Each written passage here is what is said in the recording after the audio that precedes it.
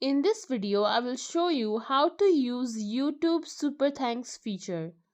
So to do that, you can simply open up YouTube app or you can open up youtube.com in any web browser.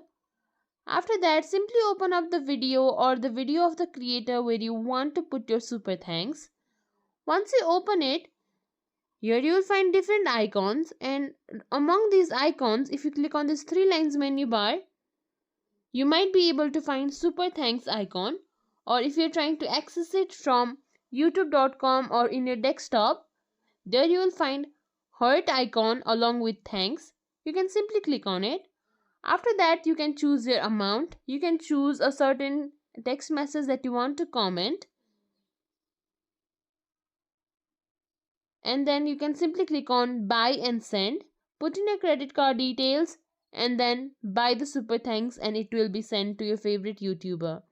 And that's it. If you think this video was helpful, please like, share, subscribe to our channel, and thank you for watching.